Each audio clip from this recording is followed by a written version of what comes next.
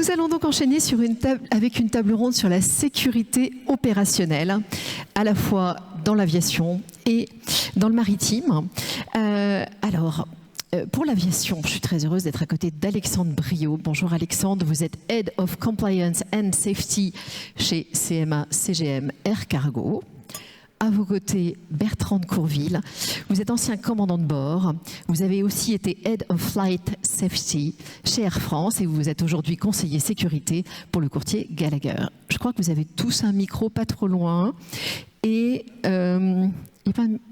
il vous en manque un? Non, c'est bon.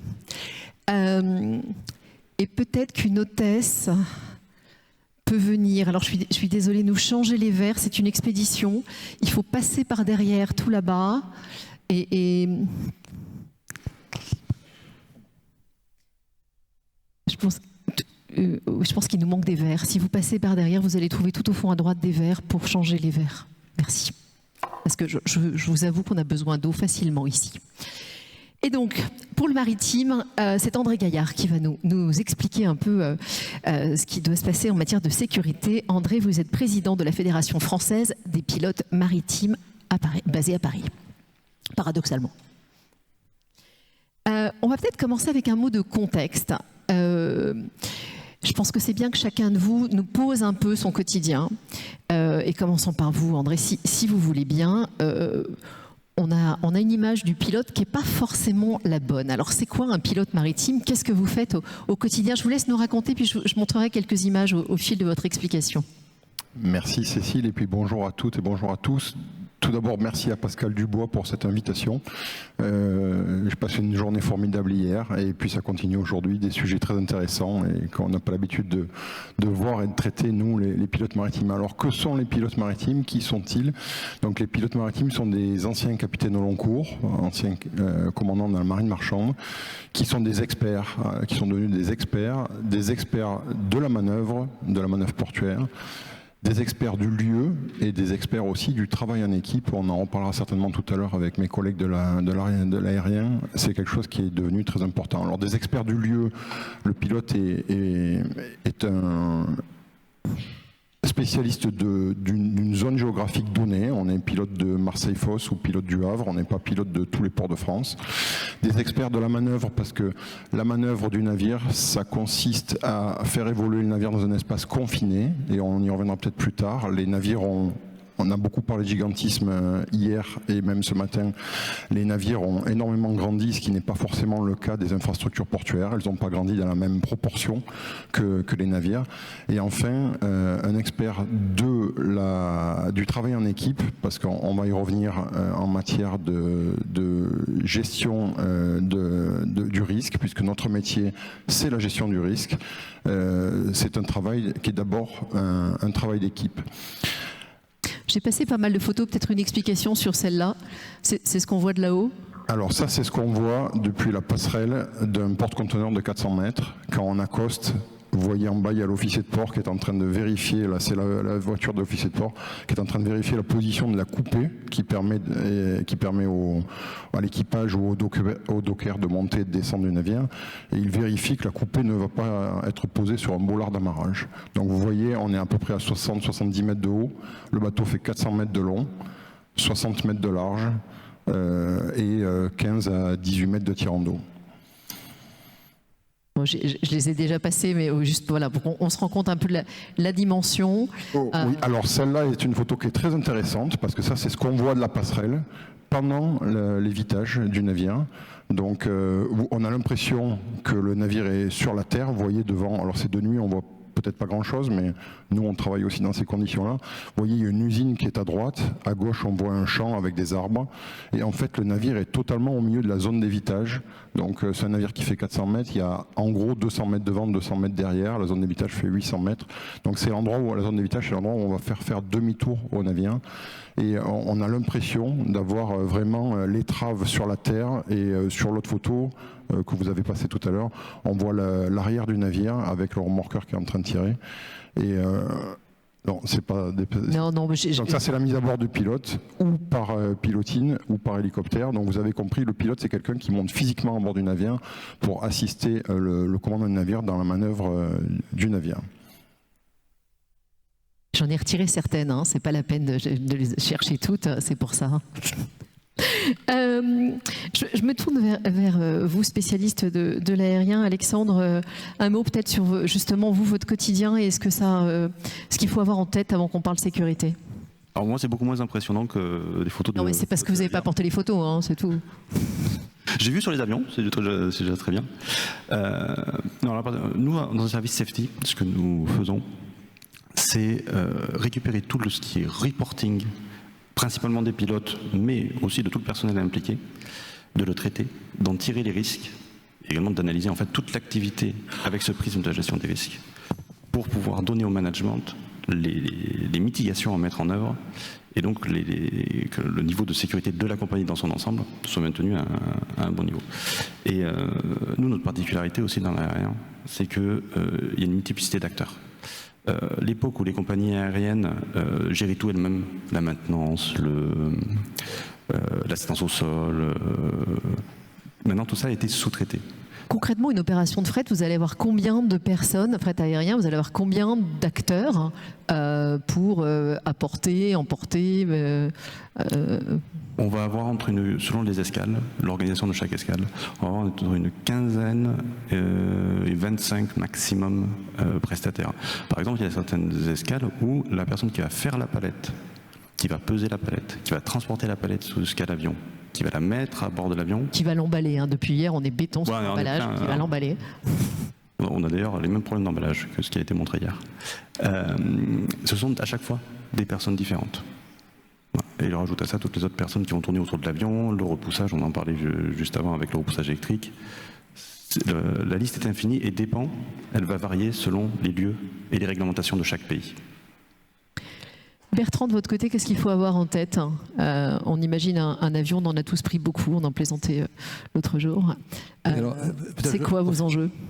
Alors, les enjeux, c'est tout ce qui est lié en fait aux particularités du vol. J'ai eu la chance d'observer le côté maritime en étant accueilli par les pilotes maritimes du Havre, et j'ai pu faire une sortie de bateau et une entrée de bateau, un porte-container de 280 mètres qui me paraît très important. Il y a beaucoup plus gros encore. Et j'ai pu voir la qualité du travail mené et voir vraiment les spécificités de notre métier par différence. L'aérien, et pour la partie vol que je connais le mieux, pour faire court, si on s'arrête, on tombe. Donc ce n'est pas une petite différence, c'est une énorme différence. On ne peut pas jeter l'ancre, on ne peut pas s'arrêter pour demander une assistance, il n'y a pas de remorqueur. Et donc le problème de l'avarie commune au general average, ça n'existe pas. En plus, le temps de survie est limité au carburant disponible à bord. Donc on a un environnement très contraint pour ces raisons-là. Et du coup, tout ce qui en découle, les procédures, les programmes de sélection, les formations de pilotes, les entraînements des pilotes, tous ces programmes sont faits pour donner à l'équipage technique une très grande autonomie de décision et d'action. Alors pour vous donner une idée de ce qui se passe à bord, on peut penser qu'un vol, finalement, ça se passe bien, heureusement, ça se passe bien tout le temps, en ce sens qu'on arrive en sécurité au sol. Et j'ai jeté un coup d'œil hier sur ce qui s'est passé dans les 15 derniers jours dans le monde, des choses qui ont toutes nécessité à bord une analyse et une décision, peut-être de remise de gaz, d'arrêt décollage, de déroutement, de demi-tour, des choses comme ça. J'ai noté une panne de réacteur, un éclatement de pneus au décollage, un dégagement de fumée à bord, qui est une chose qu'on redoute dans un avion, parce qu'on n'a pas de solution facile pour résoudre le problème. J'ai noté une incapacité d'un deux pilotes en croisière, un défaut de moyen d'approche sur un aéroport, un feu moteur, un foudroiement, une collision avec des oiseaux au décollage, une non-entrée du train d'atterrissage, une rupture de pare-brise. Donc c'est une petite partie de ce qui se passe dans le monde. Mais on ne va plus vouloir prendre l'avion, là, vous êtes conscient. Hein. Vous n'en entendez pas parler, parce que ça se termine bien, parce que tout est organisé pour que ça marche. Alors, vous avez déjà cité pas mal de choses qui nous font bien peur, mais je vais vous poser la question à tous les trois. Qu'est-ce qui vous empêche de dormir la nuit ? C'est quoi vos gros risques ? Alors moi, je pourrais vous en citer 4 principaux qui en ce moment occupent pas mal mes pensées. Le premier, vous le voyez à la télévision tous les jours, c'est le risque géopolitique. Nous avons des conflits de par le monde. Ça a un impact sur nos opérations. Il y a une dizaine d'années de ça, on ne se posait pas du tout la question de se prendre un missile. Maintenant, on m'a demandé de faire des études de risque, et on le prend en compte dans toutes nos études de risque, le fait de pouvoir se faire tout simplement tirer dessus. concrètement, les routes ont changé et sont moins libres. Tout à fait. Notamment, alors, notre trafic va principalement de l'Europe vers l'Asie et retour. On passe à présent au sud de la Russie, parce qu'on ne peut plus traverser la Russie. On ne peut pas traverser l'Iran non plus. Donc le corridor, en fait, est très très court. Il fait entre 300 et 200 km de large, en moyenne, hein, sur le corridor au niveau de l'Azerbaïdjan. Et donc le moindre imaginons, opération militaire dans le secteur pourrait tout simplement couper le trafic. Et je rajouterai à ça, alors il y aura une présentation cet après-midi sur le brouillage GPS, le brouillage GNSS. Donc, je ne vais pas trop m'étendre dessus. Mais on en reparlera, mais ouais. Juste pour vous dire que 100% des vols qui passent par là, 100%, sont brouillés, perdent la capacité GPS. Donc voilà pour le premier risque. Le second risque, c'est le risque à cybersécurité à mon sens. Celui-ci, pour l'instant, personne n'a jamais réussi à pirater un avion. Mais le risque zéro n'existe pas, nous le savons tous aussi. Donc ça va nécessairement arriver un jour. Et il faut qu'on s'en préoccupe dès maintenant parce que on ne sait pas ce qui pourra arriver si un jour justement quelqu'un arrivait à effectuer ce genre de piratage. Alors, le troisième risque, c'est un peu ce que je citais au début, c'est-à-dire la multiplicité d'acteurs. Il faut pouvoir enquêter, remonter la chaîne de responsabilité pour pouvoir trouver la cause racine des événements. Et nécessairement, plus il y a d'acteurs. Quelque part un risque de gouvernance, en fait. Exactement, un risque de gouvernance. Et le dernier, c'est un peu le corollaire du précédent, c'est-à-dire qu'à force d'impliquer plein d'acteurs, d'avoir un reporting avec des outils informatiques qui permet de remonter une quantité d'informations immense, et nous sommes submergés presque, nous avons un sur-reporting, nous sommes submergés par l'information. Or, une palette qui a eu un nœud légèrement défait, ce n'est pas aussi grave qu'une palette qui pesait 2 tonnes de plus que la réalité, ou de moins. Pour le centrage d'un avion, c'est très important. Donc, il faut pouvoir trouver le vrai risque dans tout ce reporting. Bertrand, peut-être si on enchaîne sur l'avion qui a décollé, c'est quoi vos gros risques? Alors, vous avez rapidement décrit quelques scénarios. J'avoue qu'on pense tout de suite à un nombre de films catastrophes. Vous, c'est incroyable, le nombre de films qui se passent sur les horreurs qui peuvent arriver en vol. Je serais tenté de dire que c'est ce qui a permis à l'aviation de progresser. C'est qu'il y a une tolérance, une intolérance à l'insécurité et au risque aérien. Un accident est tout de suite sur la première page des journaux et ça a imposé en fait de faire des progrès. C'est-à-dire qu'on n'acceptait pas de voir des accidents et des morts à la suite d'accidents aériens. Et quelque part, ça a beaucoup fait progresser. Empêcher de dormir, la question est un peu directe. Je dirais si on en est au point de ne pas dormir, ça veut dire qu'on a un doute sur un point précis. Et ça, on a la chance d'avoir beaucoup de moyens pour agir sur ce point précis. On annule un vol, on arrête un avion, voilà, on a beaucoup de moyens et on ne laisse pas un doute comme ça survivre longtemps. Alors c'est vrai que l'aérien produit des risques et je dirais, peut-être répondre de manière assez générale, c'est que ce qu'il faut probablement craindre le plus, c'est la surconfiance. On a atteint un niveau de sécurité aujourd'hui qui est tel qu'un accident mortel se produit une fois tous les 10 millions de vols. C'est un progrès considérable et même dans les 3 dernières décennies, on a continué à progresser. Alors l'année dernière, il y a eu un accident, en particulier l'accident d'Air India, qui a provoqué beaucoup de morts, mais avec un seul accident, c'est-à-dire en nombre d'accidents mortels. Il y en a toujours de moins en moins, mais quand ça tombe, si on peut dire, sur un avion en gros porteur, c'est très, très, très douloureux. Donc, risque de surconfiance du fait de ce niveau de sécurité. L'idée peut s'installer très facilement et c'est très confortable de se dire que ce qui nous a protégés jusqu'à aujourd'hui va continuer à nous protéger encore demain. Or, la réalité est très différente. Tout change. Les contraintes et les hommes changent, les contraintes économiques, les contraintes géopolitiques, on en a parlé, changent et introduisent en permanence de nouveaux scénarios, de nouveaux risques d'accident. Et ce sont ces risques-là qu'il faut arriver à identifier le plus tôt possible et à traiter. Donc Alexandre les a évoqués. Je rajouterais peut-être des points assez précis. Les turbulences, par exemple, sont très présentes aujourd'hui et provoquent des incidents sérieux, en fait, des accidents, puisqu'il y a des blessés à bord. L'année dernière, Singapore Airlines a eu un accident mortel à bord avec ces turbulences. Et on peut établir des liens avec le changement climatique. Pardon. Et du coup, ça, c'est un sujet qu'il faut regarder. Et puis, vous pouvez demander à Mistral ou à ChatGPT, vous posez la question, quels sont les risques émergents dans les années qui viennent en matière de sécurité, et les deux vous répondront. Alors, je ne vais pas reprendre la liste que j'ai trouvée, mais c'est intéressant de poser la question. Et je vois qu'il mélange en fait safety and security. Alors, ce n'est pas tout à fait la même chose. Un attentat terroriste, c'est security. On parlera sécurité tout à l'heure. On a un point sécurité, mais c'est vrai qu'aujourd'hui, il peut y avoir une dérive de l'un à l'autre en termes d'image, en tout cas dans le grand public. Un avion qui s'écrase, on ne sait pas si c'est safety ou security. Qu'est-ce qui empêche les pilotes maritimes de dormir ? Si ce n'est que ça doit être très stress. Hein. On a bien vu l'image de l'hélicoptère de Dunkerque qui lâchait son pilote. Hein. Il y a 3 stations de pilotage qui utilisent des hélicoptères. Oui. Alors, je ne l'ai pas dit tout à l'heure, on est 330 pilotes à travers la France, c'est pas beaucoup, pour 30 ports, 30 stations de pilotage, 22 en métropole et 8 en outre-mer. Et on effectue 100 000 manœuvres par an en moyenne chaque année. Alors, Dominique Bussereau tout à l'heure l'a rappelé, le monde s'est maritimisé. L'Asie est l'usine du monde et la plupart des marchandises transitent de continent en continent, y compris pour les matières premières. 90% des échanges de marchandises se font par la mer et le fleuve, donc c'est devenu un sujet qui est évidemment un enjeu de souveraineté. Ça a été aussi rappelé par le DG AMPA, Eric Banel, hier. Au niveau de l'expédition maritime, c'est au moment de l'entrée et de la sortie du port ou à l'approche de la côte en général qu'il y a la plus grande proximité avec des risques. C'est pour ça que vous me posez la question, qu'est-ce qui m'empêche de dormir ? Les risques sont démultipliés à l'entrée et à la sortie des ports de par la proximité des dangers, les hauts fonds, les trafics de tout type de navires, puisqu'il y a les navires qui entrent et qui sortent du port avec lesquels on peut communiquer, mais il y a aussi les plaisanciers, les kitesurfers qui coupent la route. Moi, ça m'est arrivé d'avoir un kitesurfer qui passe sous l'étrave d'un porte-conteneur de 400 mètres. À un moment donné, on le voit disparaître. Et puis on le voit réapparaître et on espère juste qu'on croise les doigts qu'ils ne sont pas tombés sous l'étrave.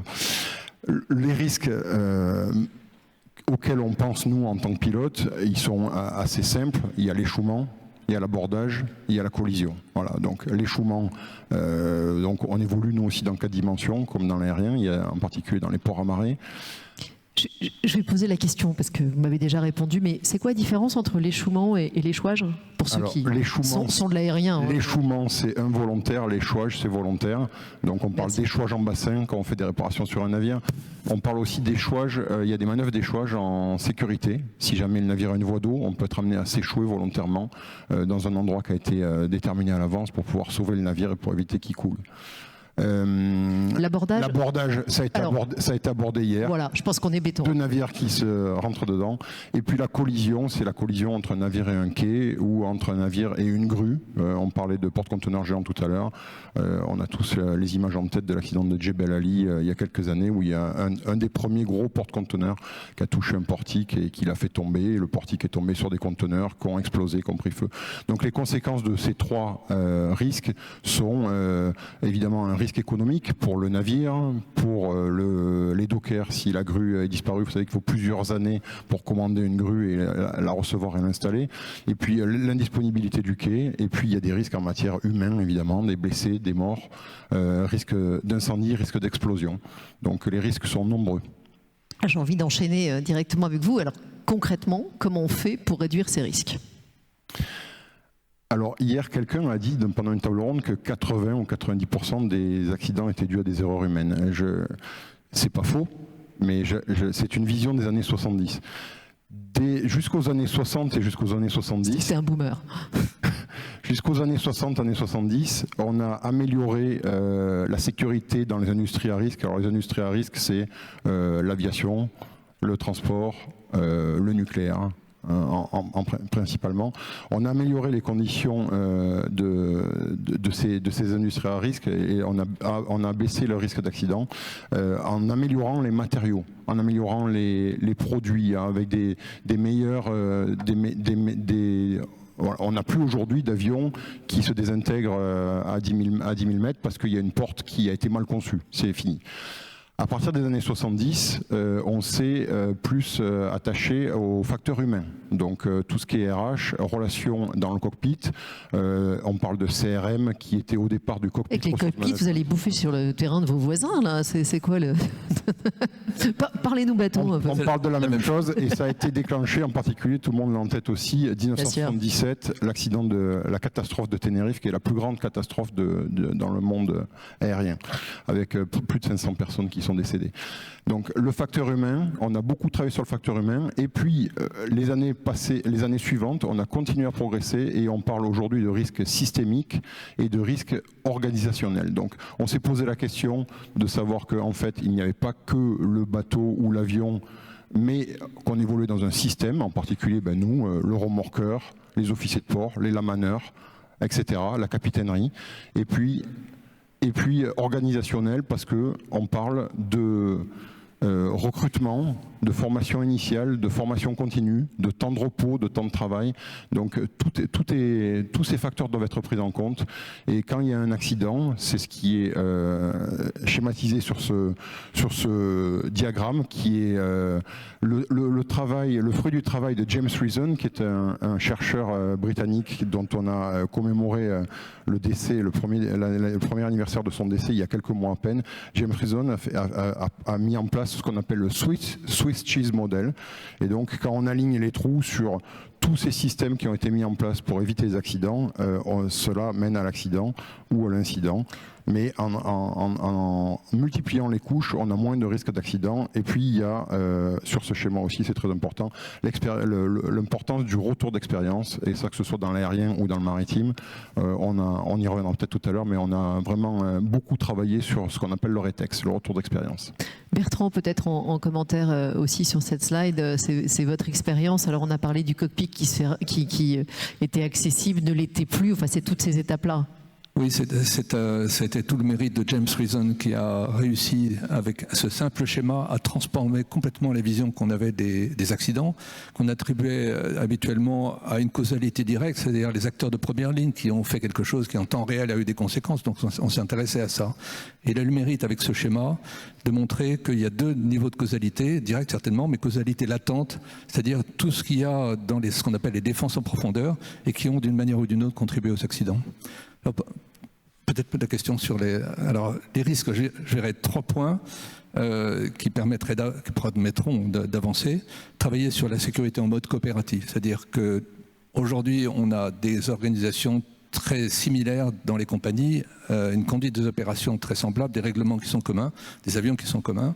Et donc ce qui se passe dans une compagnie un jour a toutes les chances de se produire dans une autre compagnie. Et donc c'est à chaque compagnie de prendre en compte les leçons tirées des incidents ou des accidents des autres, donc s'appliquer à soi-même ce qui a été tiré des accidents, ce qui suppose beaucoup de partage, beaucoup de transparence et beaucoup de travail en commun.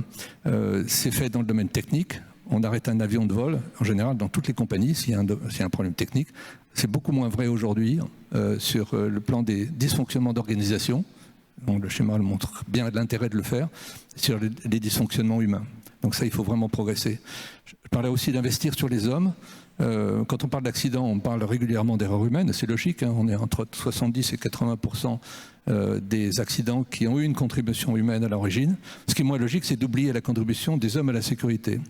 Or, il y a un travail qui a été mené relativement récemment, sur une période de 2007 à 2016, qui a montré que les pilotes avaient traité des dysfonctionnements avions en vol en temps réel, un peu comme je l'ai évoqué tout à l'heure, sur plus de 244 millions de vols, c'est-à-dire à peu près 20% des vols. Et dans le même temps, 310 accidents sur cette même période sont attribués à des erreurs humaines. Vous faites la comparaison, les pilotes sont intervenus pour qu'un vol se termine en sécurité et qu'on n'en parle pas, plus de 628 000 fois pour un accident produit. Donc ces chiffres sont quand même très frappants. Et il faut travailler sur cette contribution des hommes à la sécurité, en tenant compte bien entendu des erreurs, hein, il faut continuer à les réduire. En revanche, il y a un potentiel formidable qu'on n'exploite pas parce qu'on n'y travaille pas suffisamment et il faut donc investir sur ce point. Et puis le dernier point, c'est que dans un système de sécurité aérienne qui est déjà très élevé, la sécurité aérienne, on connaît les chiffres, hein, ils sont relativement bons, ils ne sont jamais assez bons bien sûr, mais il est tentant à chaque fois qu'il y a un accident, d'entreprendre des mesures pour améliorer le système. Or, on en est à un niveau de sécurité tel que les gains de sécurité à attendre sont relativement faibles. En revanche, les effets secondaires, quelquefois des années après, les effets indésirables, peuvent conduire non seulement à perdre le gain de sécurité attendu, mais pire, dégrader la sécurité au bout du compte. Et on a l'exemple des portes du poste avec les portes blindées qui ont été installées après l'attentat du 11 septembre à New York. Cette mesure était nécessaire, on le comprend bien. Mais des années plus tard, elle a rendu possible l'accident de Germanwings, dramatique, parce que la porte du poste avait été blindée, qu'il n'était plus possible d'accéder au poste à cause de ce système-là. Et donc, il faut être extrêmement prudent quand on prend des mesures d'amélioration. Il faut bien les peser, et c'est un des enjeux de l'amélioration de la sécurité actuellement. Alexandre, de votre point de vue, vous, sur la réduction des risques Alors, nous, dans le service safety, ce que nous faisons, c'est nous poussons l'analyse de risque le plus profondément possible pour pouvoir, donc, comme je disais précédemment, déceler les principaux risques auxquels notre compagnie fait face. On utilise exactement la même méthode que celle qui est décrite ici. On va chercher, nous, à trouver l'événement indésirable, c'est-à-dire la perte de contrôle. Souvent, sur ce genre de schéma, elle va se placer au niveau des procédures ou de la formation. Parce que nous sommes la compagnie, nous ne sommes pas l'autorité, donc bon, on commence ici. Mais on est bien en amont de l'accident, c'est ça qui est important de voir. Donc en creusant ce processus le plus finement possible, on va pouvoir trouver l'endroit où il y a une faiblesse à corriger. Et donc mettre en place, avec les acteurs de terrain, c'est très important, parce que ce sont eux qui vont mettre en place l'action in fine. Donc mettre en place avec les acteurs de terrain des mesures de mitigation. Donc un gros rôle du management, là encore. Un gros rôle du management, pour coordonner, tout à fait. On a un beau parterre d'assureurs. Très rapidement, si vous avez un message à leur adresser, ce serait quoi? Profitez-en, là, directement. Qu'est-ce qu'il faut dire aux assureurs?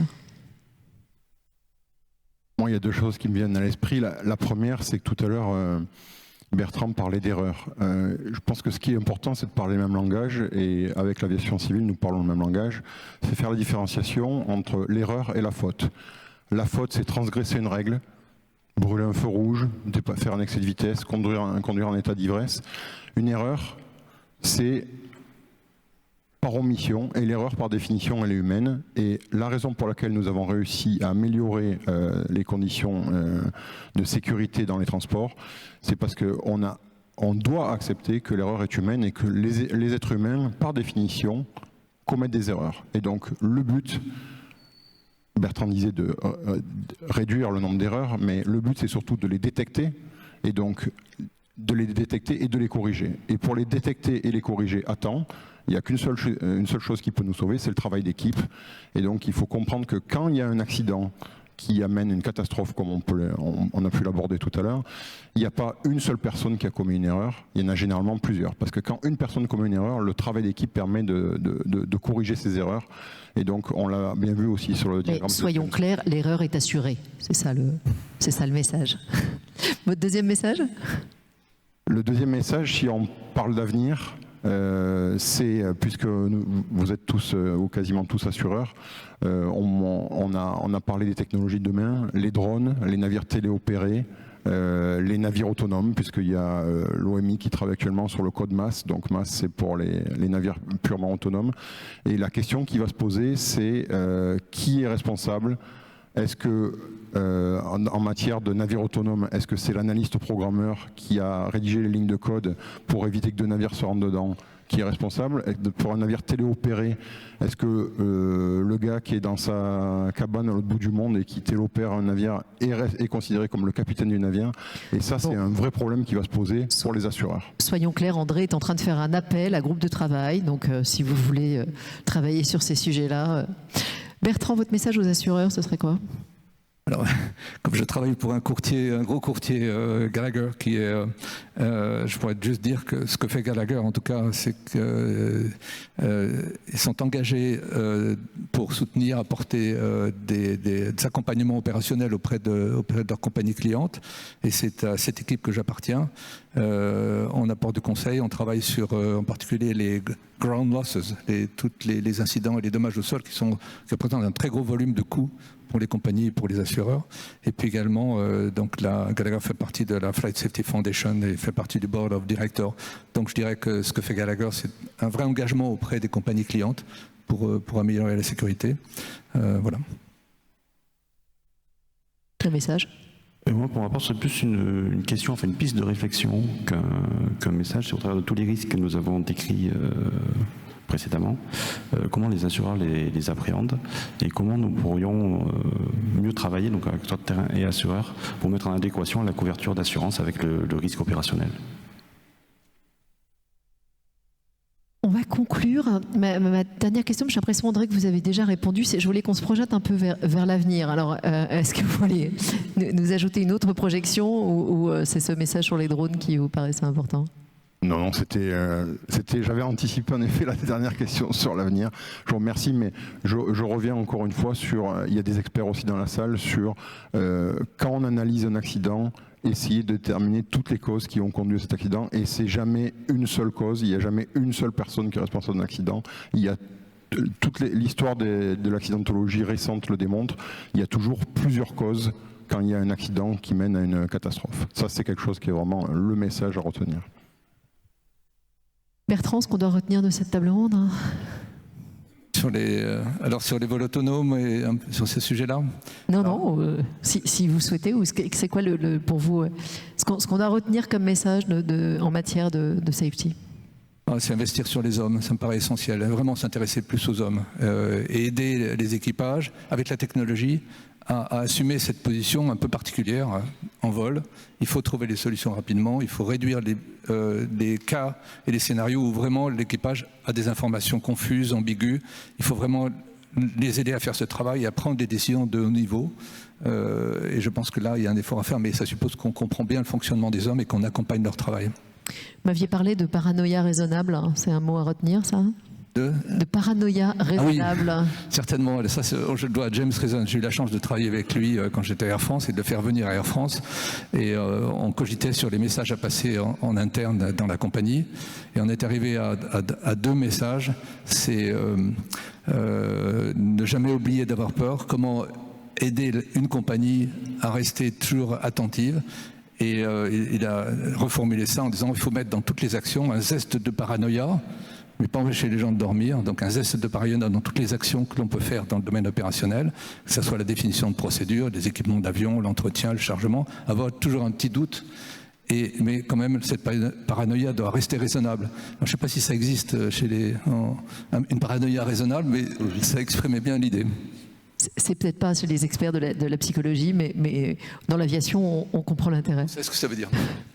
Alexandre, c'est quoi le message à retenir ? Pour moi, le message, c'est un peu comme qui était dit précédemment, le travail d'équipe avec les agents de terrain, c'est très important, avec le management, avec tout l'écosystème aéronautique, spécialement, comme je disais, il y a beaucoup d'acteurs, travailler avec les fournisseurs, travailler aussi avec les instances comme IATA, comme l'OACI, qui nous amènent des datas, qui nous aident à analyser nos risques. Et pourquoi pas avec les assureurs alors ? Et pourquoi pas avec les assureurs. Merci beaucoup à tous les trois. Merci Cécile.